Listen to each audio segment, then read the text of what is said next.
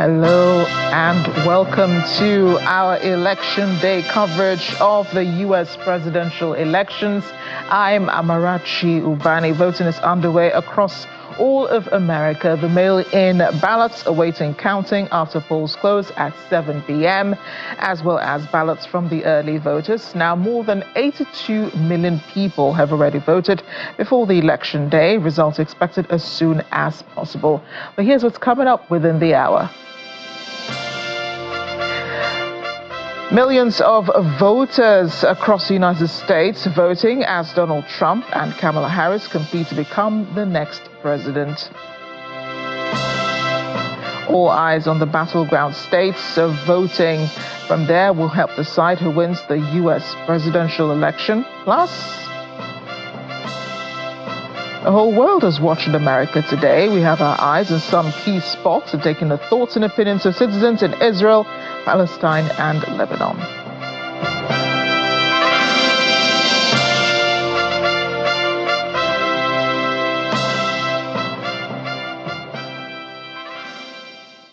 As I said earlier, polls have opened across the U.S. today. Americans choosing a new president, as well as some members of the U.S. Congress. Today's election, however, is also about abortion rights. 9 states are deciding whether their state constitutions should guarantee a right to abortion, weighing ballot measures that are expected to spur turnout for a range of crucial races. Let's go down to one of the states that's voting today. That's New Hampshire. Polls opened at midnight in the unincorporated township of Dixville Notch. A town's 6 registered voters gathered at the Tillotstone Room of the Balsam Resort to cast their votes on election day. The result is a clean split of 3 votes each for Trump and Harris. Residents have cast their first ballots here for the last 60 years. New Hampshire state law allows towns or unincorporated communities like Dixville Notch to open their polls at midnight and close them as soon after it is clear that everyone who wanted to vote is able to.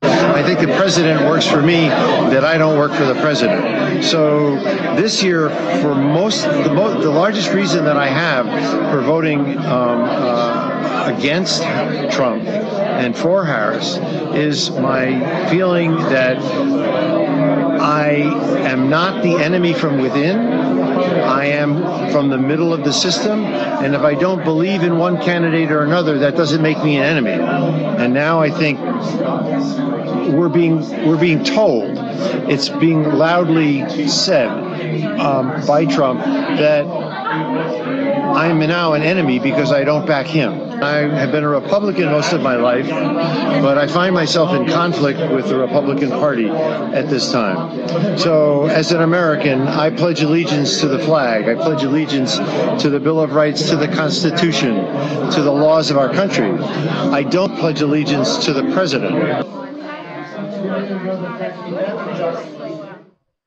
Voting began bright and early in Charlottesville, Virginia. Voters were seen walking towards polling stations and waiting to cast their ballots.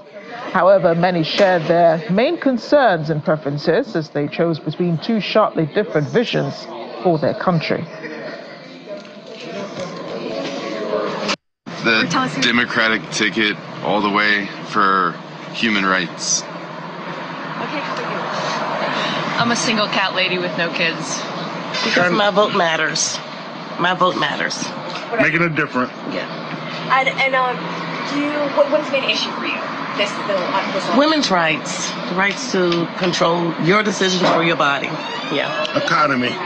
My driving issue is probably achieving peace in the Middle East and finding the candidate that is least supporting crimes against humanity in the Middle East. Voters filled a small polling station in Springfield, Ohio this morning. A polling station there uses voting machines which are locked and sealed. Voters will be making their voices heard on key issues and races in the general election ballot. Voters will approve or reject the Lincoln's voter tax levy, which would expand transit. Columbus City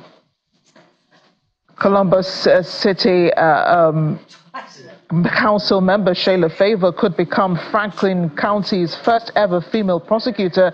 And according to one of the county directors, Brian Sleeth, at the end of the night, a Democrat and a Republican election officials closed the polls. They removed the ballots from the machines and the memory stick and then ride back together to the county board of the elections office. We're in Detroit now, where voters filed into the Adams Butzel Recreation Center as polls opened at 7 this morning. Along with fellow Rust Belt states, Pennsylvania and Wisconsin, Michigan has been a bellwether in the Trump era. In 2016, the Republican presidential candidate won the state by just 10,000 votes. The ballots cast on election day mirror a nationwide divide.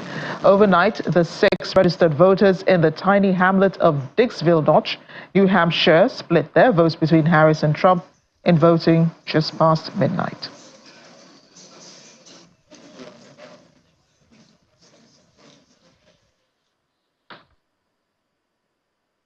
And a pre-dawn line of people formed outside a polling station in the southern swing state of Georgia today. Gwinnett County, which includes some eastern suburbs of Atlanta, was a traditionally Republican area, but a swung Democrat in recent elections. Joe Biden won it with 58% of the vote in 2020. More than half of voters have already voted in Georgia. Polls are open until 7 p.m. local time, and state officials hope that they have a result by the evening.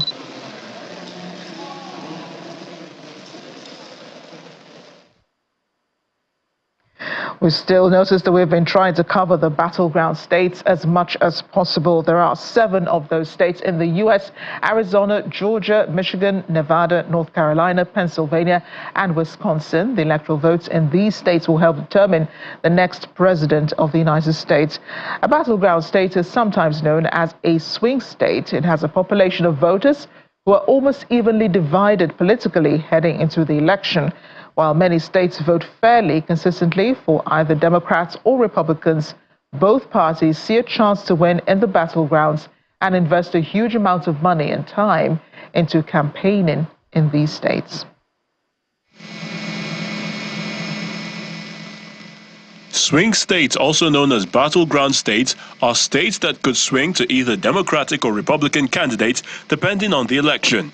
Because of their potential to go either blue or red, political parties often spend a disproportionate amount of time and campaign resources on winning these states. The current swing states for the 2024 U.S. election include Arizona, Georgia, Michigan, Pennsylvania, North Carolina, Nevada, and Wisconsin. Arizona is one of the battleground states up for grabs. It is expected to be one of the most competitive states in the November election and has been a flashpoint in the U.S. battle over voting rights. Polling averages show a tight race in the handful of states that could swing to Republicans or Democrats and will likely determine the election.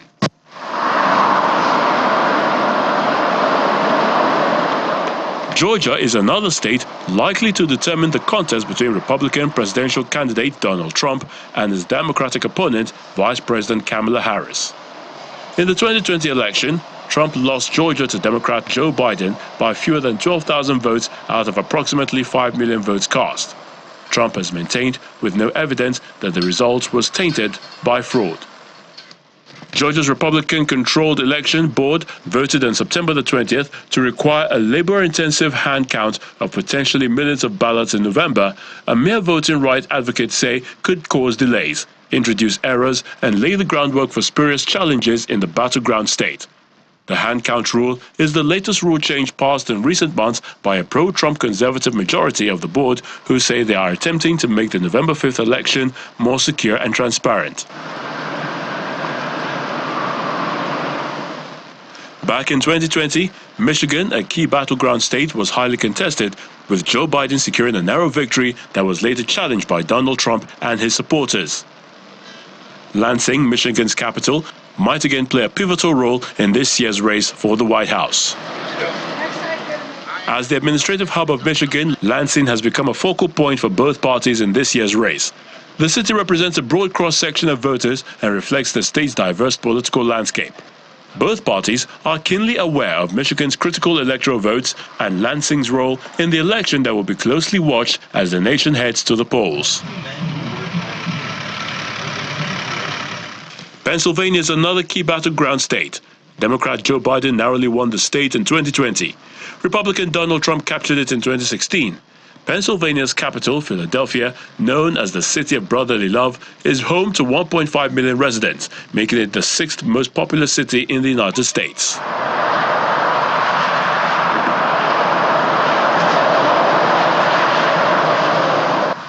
North Carolina is also in play. Long regarded as key to Donald Trump's chance of winning the 2024 U.S. presidential election, is now considered a possible race that Democrat candidate Kamala Harris may win. Harris had been gaining ground in polls since the start of her candidacy, but recent scandals involving the Republican candidate for North Carolina governor have boosted her chances even more. The state was previously forecast as a probable win for Trump by several news agencies and is an important state for Trump to secure, given its 16 electoral votes. For the state of Nevada, both Democrat Kamala Harris and her Republican rival Donald Trump have proposed eliminating taxes on tips in an effort to win over service workers, an important constituency in the state. The western state could play a pivotal role in the November 5th presidential election. And finally, Wisconsin. Madison, the capital of Wisconsin, a hub of political activity for both the state and the region, is once again in the spotlight as the 2024 presidential election approaches. In the 2020 election, the city's heavily Democratic electorate contributed to Joe Biden's narrow victory in Wisconsin. The outcome was later challenged by Donald Trump and his supporters, leading to a partial recount that focused on Madison and Milwaukee, where votes were scrutinized but ultimately upheld, confirming Biden's win in the state. In 2024, Madison may once again influence the direction of the state's Electoral College votes, with both Democrats and Republicans focusing on reaching out to voters in the city. However, campaigns have wrapped up efforts in all 7 swing states, attempting to both address local economic concerns and engage voters on national topics. Polling averages show a tight race on a handful of states that could swing to Republicans or Democrats and will likely determine the election. Joining us now is a founding director of the University of Delaware Social Work Program, Dr. Hero Oni Esele. He joins us from Newark, Delaware. And we have Democrat and Harris supporter, Mara Presti. She's in Falmouth, Maine.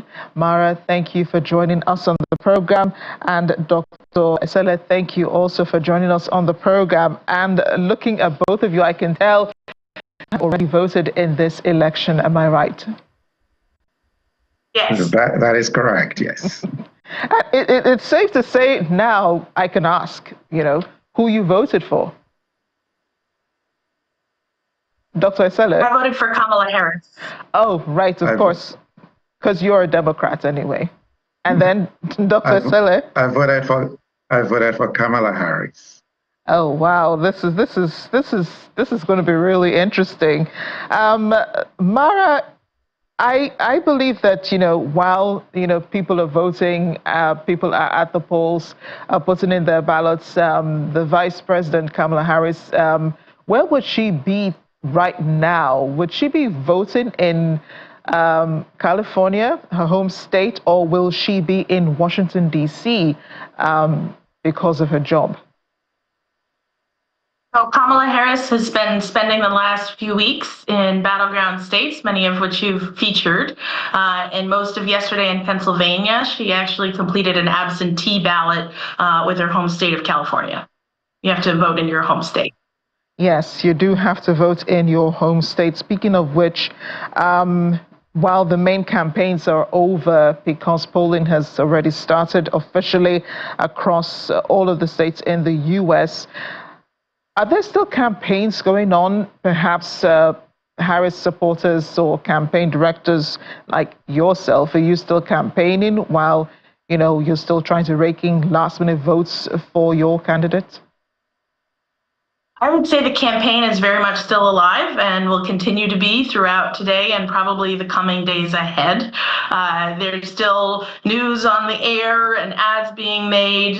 People are canvassing, going door to door, helping last-minute voters come to vote. And also the way that the election counting goes, it is likely to take a couple of days before all the votes are counted.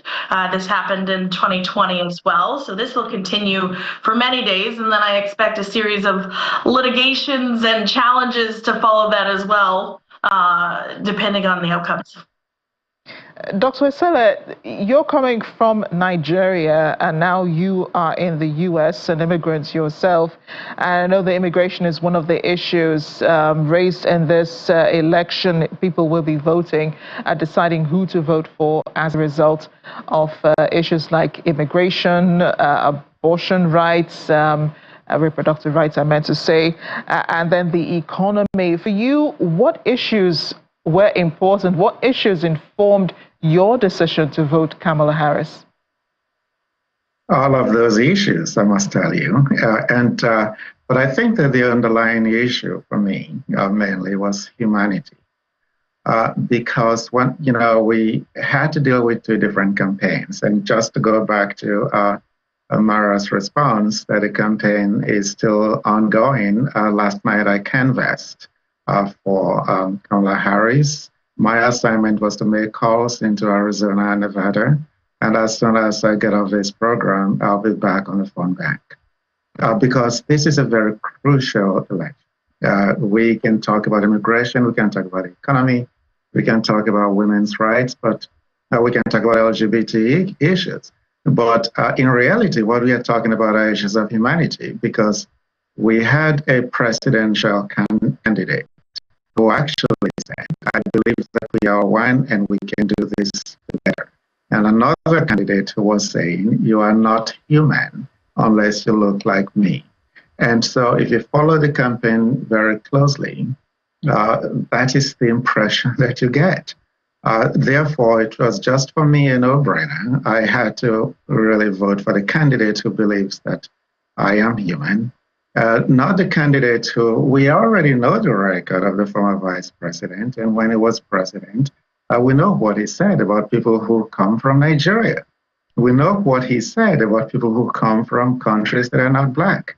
We already know what he said when he actually said to his cabinet, why is it that we are allowing people into this country who don't come from Europe, who don't come from Norway, specifically, he said. And I have been to Norway. I have traveled extensively across Europe, so that's not even a coded language. I know exactly what it means. And so if you do not consider me human, I've lived in the United States for about 40 years, 4 decades. So if you still do not consider someone like me or someone who looks like me as being of an equal level of humanity like anyone else, when we know the Nigerians are the most educated immigrants by none in the United States and have contributed immensely to what we have in our country here, then I really cannot. You do not earn my vote if you don't think that I am worthy or that any other human being is worthy because of the color of their skin. There are many Nigerians who are watching, the polls come in, the results and the way people are voting, and they're taking notes. They're taking notes, watching, and for a lot of them, one candidate does seem to be more imposing than the other. People worry about Nigeria-US relations after a president is elected tonight. What do you think that would look like with the incoming administration? Do you think there will be a change? I do not know. Here is my problem, that Nigerians do not get as engaged as they ought to when they are in countries outside of Nigeria. We should have a strong Nigerian lobby. If you are not on the table, there's an American term that if you are not on the table, you're on the menu. So if you're not at the table really advocating for your cause, and that's what we should be doing, We should be advocating for the causes, for the Nigerian, for African causes. We do not do well enough about that because we should be in a position, if you consider the status of Nigeria in the world, every president of the United States should be in a position, should always think of Nigeria as a place that they must visit when they're in office. But because we have not come together as a group, and I think that you will agree with me that Nigerians are really not as united as we claim to be. We are very individualistic in nature, especially when we are outside of Nigeria. That needs to change for us to make sure that issues concerning Nigeria are on the table for any president of the United States. Therefore, they need to know that because of the population of Nigeria, not just in Africa, but also here in the United States, that when they come to office, they need to visit Nigeria. There are states in Nigeria, for example, in New Jersey and Texas, where there are so many Nigerians and that can really be engaged in politics very actively, so that we actually continue to make the noise that needs to be made. I, for one, am very ready to engage in making sure that something like that happens. And hopefully it will. Mara, the Republican presidential candidate, has said he will protect women in the United States. I remember in one of his campaigns, he said he will protect women of the U.S. He says they will have no more fears. He will protect them whether they want to be protected or not. And then he's also spoken about reproductive rights. And I think that's where a lot of, that's a fine line, for people of faith seem to be towing in this election. One of the reasons they give for supporting Trump is, that fine line where he talks about protecting women and reproductive rights.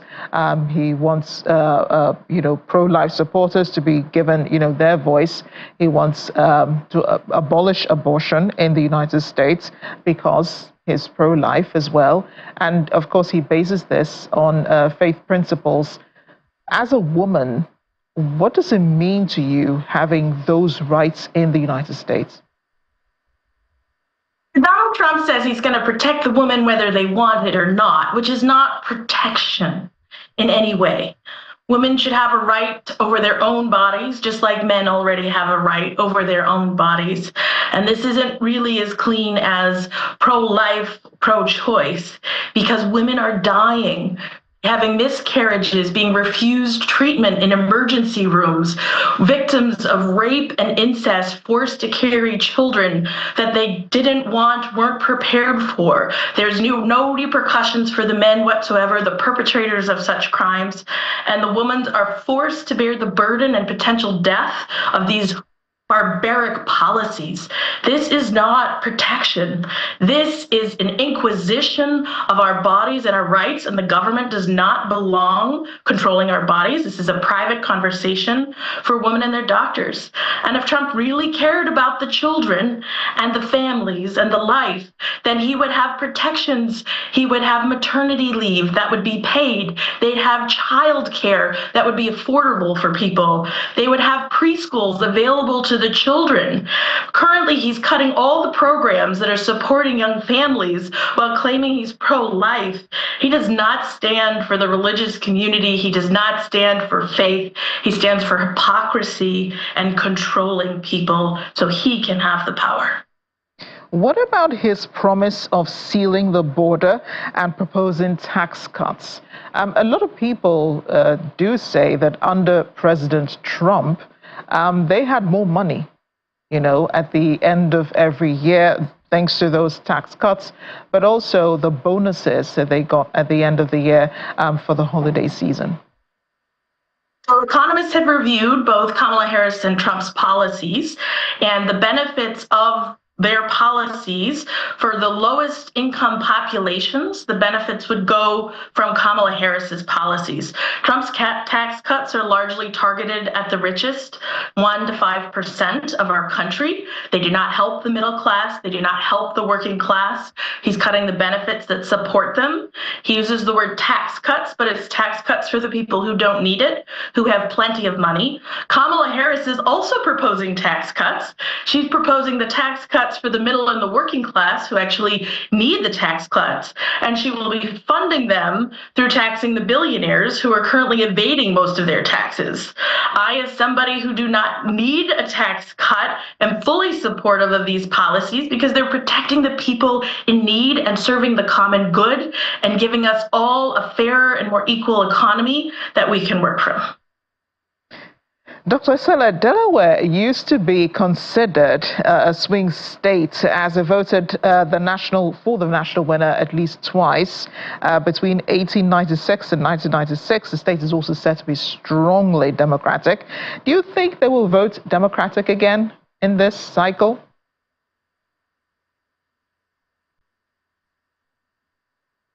What state? Delaware, where you are. I didn't get a state, I'm sorry. The state of Delaware, where you are, was considered a swing state. Yes. So you think they'll still vote blue? They'll still vote Democratic this time? It will definitely be a vote Democratic. And I'll go back, I'm sorry, that when I talked about the Nigeria-U.S. relations, I did not mean to absolve the Nigerian government of any blame, because Nigerian governments successively have not represented Nigeria well. And if you do not represent your country well, it is difficult to expect respect from another country. And so the Nigerian government successively haven't done a good job at that.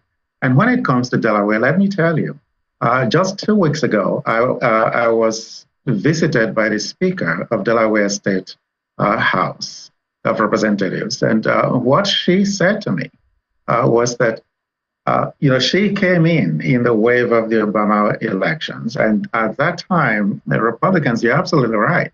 The Republicans are in charge of Delaware legislature. And so she came in at that time. And so she spent the entire 2 hours of my class with me in my classroom. And I had my students ask her questions. And one student said to her, what has been the toughest legislation that you have had to work on? And she said, the most difficult legislation that I had to work on in my political career so far was the Equal Rights Amendment, because the Republicans in the legislature felt that women should not have rights as men do. So the response to your question by Mara was right on point. And I will tell you personally, and if someone is looking at me and saying, how can he be in support of women's rights to the extent that he does? I would say to you that my own mother died when I was a child. I was only 9 years old when my mother died, and I had to grow up without knowing what, when people talk today about the love of a mother. I never experienced that. So if you are going to support a man who is responsible for the deaths of women that we are currently experiencing in the United States, then you need to tell me why you're doing that. And so those are the kinds of issues that we need to be talking about. And here in the state of Delaware, it's not only because the current president, Joe Biden, comes from Delaware, and is a graduate of my university, where we are very proud to have the Joe Biden Institute for Public Policy. It is also because here in the state of Delaware, the Democrats in the legislature have really transformed the state in such a way that we don't want to go back. And we're definitely not going back. Not going back. Yeah. And I'm sure, that you already have a lineup of agenda for the next president of the United States. What would be the most important issues to both of you? Mara. Most important issues for me is freedom of speech, freedom of bodily autonomy and rights, freedom of independent press and media, freedom to raise our children, freedom to teach our history, freedom to include others, freedom to continue this wonderful growth of our economy that is the strongest growing economy post-COVID in the world. That's not talked about.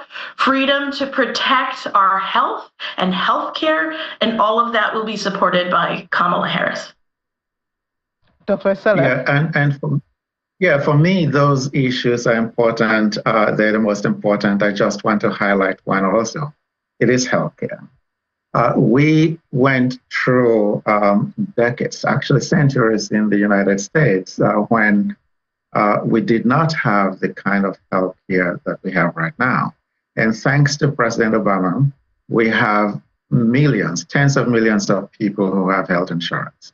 And the Speaker of the House just said last week that this is a Republican Speaker of the House who has said that their goal is to get rid of the Affordable Care Act, which guarantees health care insurance to now over 40 million people. If you do that, you're taking away their freedom. And we go back to a time when people are dying and dying and dying again. We cannot do that. It's also important to continue to have jobs. I'll tell you where we've been. President Obama, he inherited an administration where the economy was trashed because President George Bush only was able to create 2 million jobs. President Obama created 11.6 million jobs. Under Trump became the first president that lost jobs. We lost almost 3 million jobs under him. And now President Biden has created about 16 million jobs in 4 years. And so the Speaker of the House has also just said that they are going to revoke the CHIPS Act, which has actually helped us to create millions of jobs. We cannot have that. We need people working. We need our economy to continue to be strong. So all of these issues are important. We need to have a country also where we are united. The divisiveness right now is so terrible because people who you consider enemies can always prey on your disunity. Yeah. We cannot continue to have the level of disunity that we have right now. Dr. Hironi Esele, thank you for speaking with us. Mara Presti, a pleasure having you on the program. We hope you'll join us again as we discuss the results after. Stay with us. Thank you so much. Thank you very much for having me. We're talking about the Vice President, Kamala Harris. She posted on social media platform X, "Election day is here. Today we vote because we love our country and we believe in the promise of America. Make your voice heard." And then there's a link to a commitment page. Opinion polls in the campaign's final days have shown the candidates running neck and neck in each of these 7 states, likely to determine the winner: Arizona, Georgia, Michigan, Nevada, North Carolina, Pennsylvania, and Wisconsin.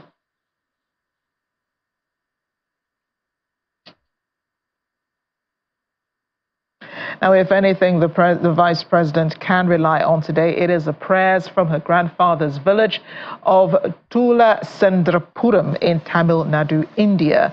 Harris's maternal grandfather, P.V. Gopalan, was born more than a century ago in this village before migrating to the state capital, Chennai. He was a high-ranking government official at the time of his retirement. At the temple, Harris's name is engraved on a stone that lists public donations along with that of her grandfather. Outside, a banner was erected to wish the daughter of the land success in the election. The village received global attention 4 years ago when its residents prayed for the victory of Harris's Democratic Party in 2020 before celebrating her inauguration as U.S. Vice President by setting off firecrackers and distributing food. The prayers in the village today attracted a handful of tourists, including 2 American and 1 British woman wearing T-shirts with inscriptions supporting the Harris campaign.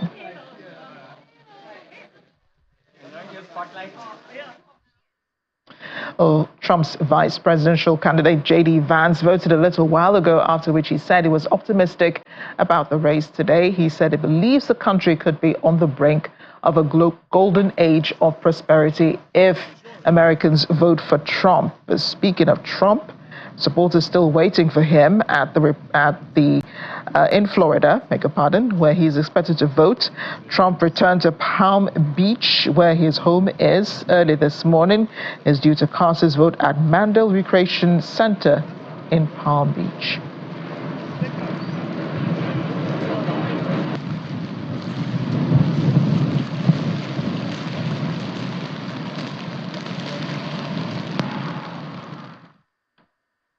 Our Washington correspondent Maria Bird has been up and about in the U.S. Capitol, Washington, D.C. Maria, how has the voting been going on from your end? Well, the voting is going well. It's a really sunny day in Washington today, and it is really a day that people are getting out to vote. Many early voters. We had over 7 million early voters, and we know there's several absentee ballots, and so there are some lines in some areas, but in many areas, there are not many lines for those day-of voters. We know that there's a lot of work being done in Pennsylvania, Georgia, North Carolina. We know the Vice President was there just yesterday, and so there's a lot of movement, people just encouraging others to get out to vote, and we know there is some same-day registration available throughout the country as well. Yes, and one thing I find with American elections, the bulk of the people vote earlier in the day on their way to work, and then during midday, the numbers start trickling. Is that what you're also seeing in Washington? Well, we're seeing that, and we're expecting that later on in the evening we might see an uptick of people getting out to vote.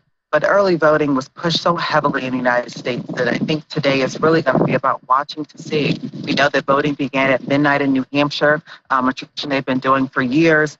And so those votes are starting to trickle in, and predictions are already starting to come out as they're watching to see how the numbers are coming in. And so we will really begin to see around 7 p.m. Eastern Standard Time as the first polls begin to close in the United States.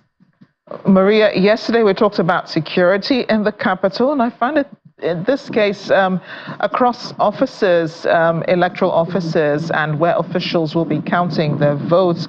Will there be a doubling of security personnel around these buildings? And have you seen more security in the U.S. Capitol than usual today?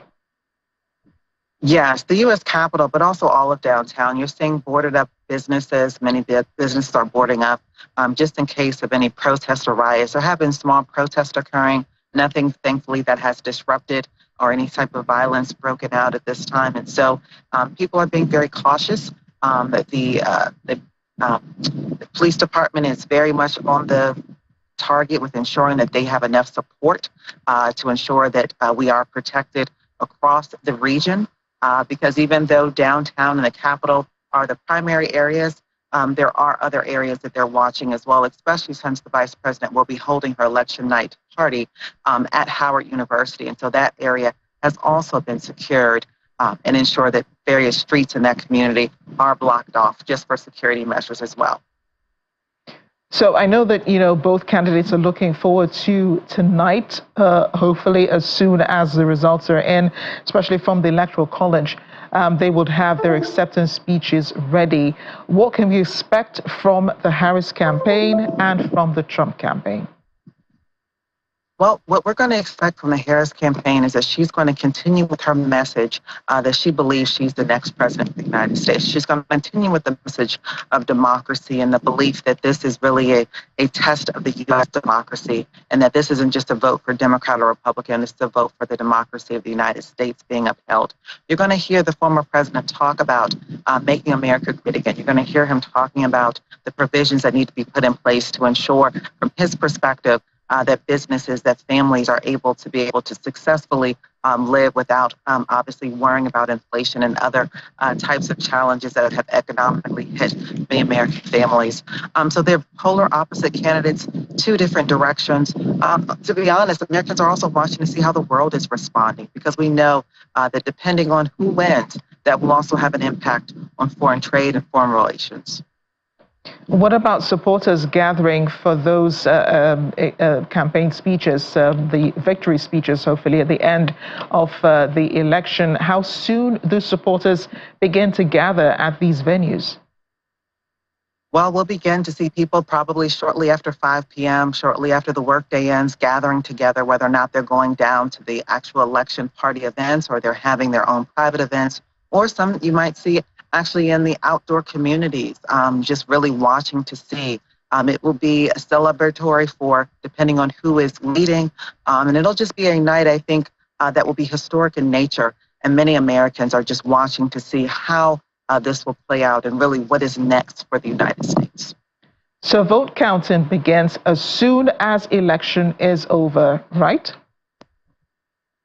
Vote count begins. Actually, vote count can begin for absentee ballots and things of that nature today. So they're very busy working right now, looking to look at those absentee ballots. But at 7 o'clock this evening, you will begin to see those who voted today, and many of those other ballots will begin to be counted. So you'll begin to see those election night results starting and being able to see who's in the lead depending on the counties. There's been a lot of speculation, too, about what counties, because our Electoral College is based off of the number of votes per state, and certain counties, depending on their population, have more votes than others, so are much more important. So you'll begin to see those analysts analyzing down to the county in those states as to how many votes and who's leading, and what we could see predictions by state as well.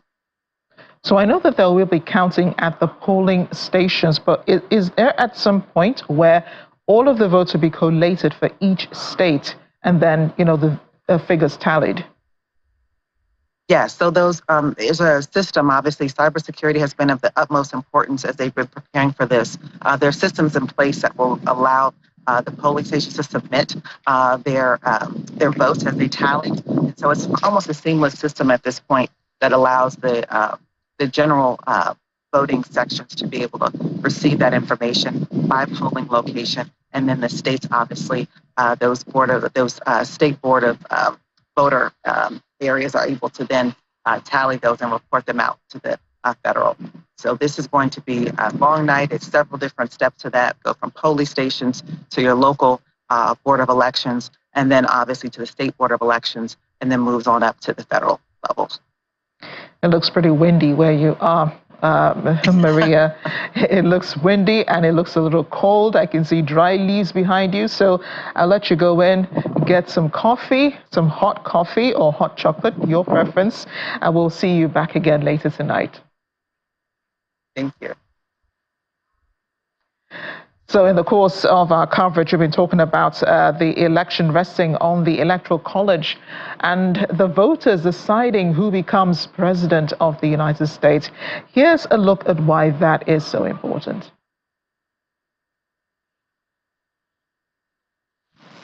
In the United States, a candidate becomes president not by winning a majority of the national popular vote, but through a system called the Electoral College, which allots electoral votes to the 50 states and the District of Columbia, largely based on their population.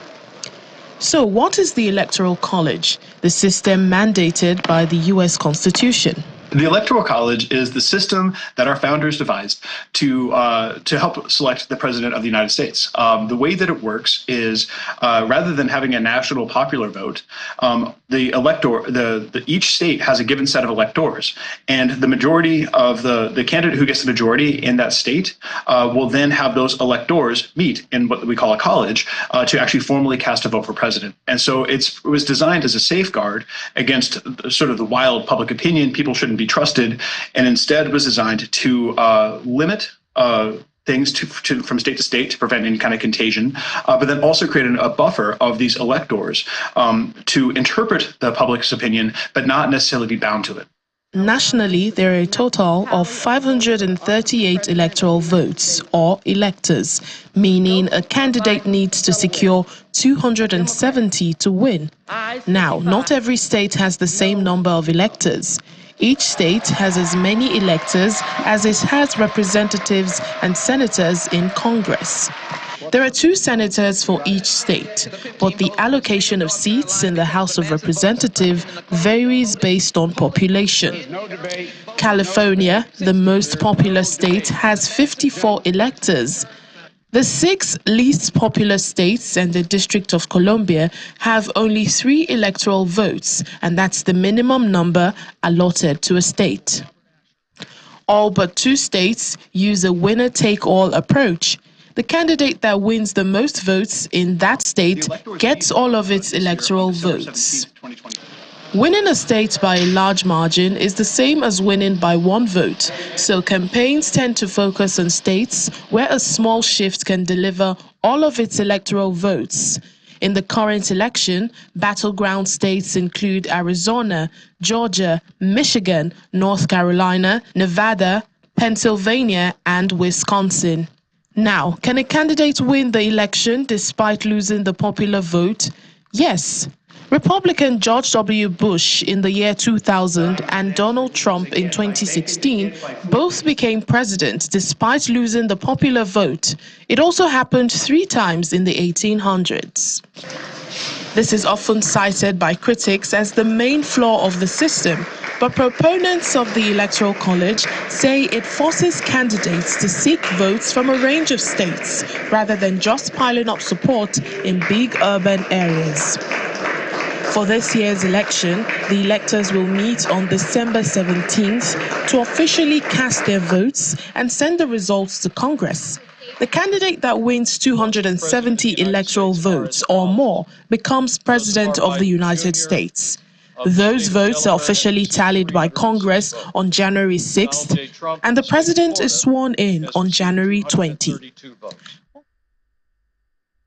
Let's go now beyond the United States. Across the pond, we have our correspondent, Juliana Olainka, covering the British public's reaction to the election today. Juliana, is the British public as obsessed about these American elections? Good afternoon, Amarachi. I think the one answer is yes. Yes, we're all really excited. In fact, I've been glued into your show, listening to your guests. It is very exciting. I think the only pomp and ceremony we get in the UK, of course, comes from the royal family. We haven't seen much of King Charles in the UK recently. So in one answer, yes, we're all very excited. We're all going to be blurry-eyed tomorrow because we are going to be glued in to see the result of this historic ballot. Yeah, and I know that the Conservative Party just elected its first female black leader. Are Brits sentimental about the fact that a similar thing could happen in the US, that Americans could elect their first black female president? I'm not. So, of course, you're referring there to Kemi Badenoch and her victory on Sunday, of course, becoming the first British Nigerian leader of the Conservative Party. Of course, Amarachi, you follow foreign politics quite well, so you know that Kemi's victory hasn't necessarily gone down too well with people of colour in the UK. But look, it would, of course, be historic if Kamala does win tonight. The polls are tight, as you know, as you've discussed. I don't necessarily think that has trickled down into the UK political space. Of course, there have been several polls that have come out over the past 24-48 hours. And amongst females in the UK, of course, Kamala is winning, especially with the young Gen Z, millennials, shall we say. We know there's been some pretty wacky clips of Kamala doing some funny dancing and cackling as she does. And that's, piqued to the attention of the youth. But of course, there is still a very strong, firm support for Donald Trump amongst a particular demographic of males in the UK. Well, I guess we'll check back with you, Juliana. You have a lot of opinions to gather in the UK, and we'll be reaching out to you again tomorrow, hopefully when the results are out, to get a feel of what people in London think of what's been going on in America as regards the elections. Thanks again, Juliana. Now, in the Middle East, the people of Lebanon have voiced a hope for a push for peace from the prospective U.S. administration in the United States. Residents say they believe the outcome of the election would have a big impact on the ongoing war in Lebanon. The election comes against the backdrop of a failed American mediation to halt fighting between Israel and Hezbollah after the U.S. drafted an unrealistic ceasefire proposal and Israel's insistence on being able to force a truce directly, according to people briefed on the diplomacy. Many Arab and Muslim Americans, as well as anti-war activists, have condemned U.S. support for Israel amid the tens of thousands of civilian deaths in Gaza and in Lebanon and the displacement of millions of people. Israel says it's targeted militant groups Hamas and Hezbollah.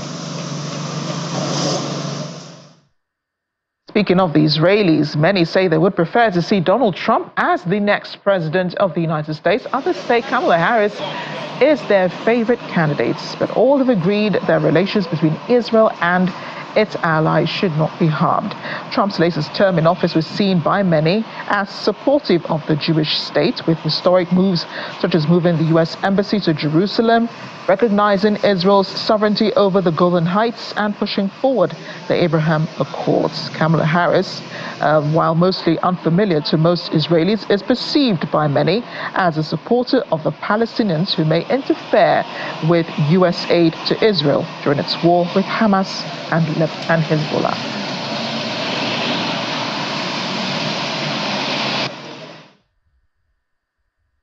Well, this week, leaders across the world and the continent here in Africa will be closely monitoring what's going on in the United States as America decides on a new president who will also decide on policies on immigration, emissions, trade wars, public health, funding, and peacemaking efforts in the Horn of Africa.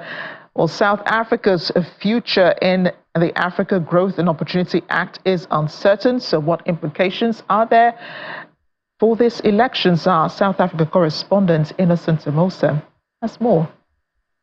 U.S. presidential elections have always been of interest to Africa because of the role the United States plays in the stability and development of the continent. Now, we're on the streets of Johannesburg talking to citizens. We want to find out, why does U.S. presidential elections matter for Africa? American elections, do they matter for the African continent in your view? It does to some point. I think initially it affects, economically it does matter because it affects our economy, the rands compared to the dollar to some point, and the relations between the two countries, how one president would view our country and how we would view their country as per se. It plays a part in the matter of also affecting the tourism part of things, because a new president may mean new rules, which may affect how we look at things, to say Africans are no longer allowed in America, America are no longer allowed in Africa. So it does affect us in a way, even though we may not take it seriously at some point. Yeah. So do you believe that Trump can be able to mediate peace in the Middle East, Gaza, and also, the Russia and Ukraine war? He'll be able to mediate peace. Do you believe that he has those capabilities? Of course, because if we look at his track record, when Trump was in office, Putin never took even a single square inch of any country. And when Trump was in office, we had the Abraham Accords. There was peace. So we know from a track record, if you're going to hire a CEO of a company, you need to get his track record. You don't look at anything else. What does his CV say? His CV says peace. So that's why I think Trump would be the best for our time, because we can't roll the dice on someone we don't know, who has been in an administration that has only propagated war and has had a disastrous exit out of Afghanistan. All those things under her administration. Putin literally took Ukraine, because you can say that Ukraine is not even a country anymore. It's been taken. Donald Trump or Kamala Harris? Kamala Harris. Why Kamala Harris? I love women power. Okay. Donald Trump. Why Donald Trump? Oh my God, because that support black people. So we need him in the world. Yeah, for sure. Yeah. As a black man, you want Donald Trump?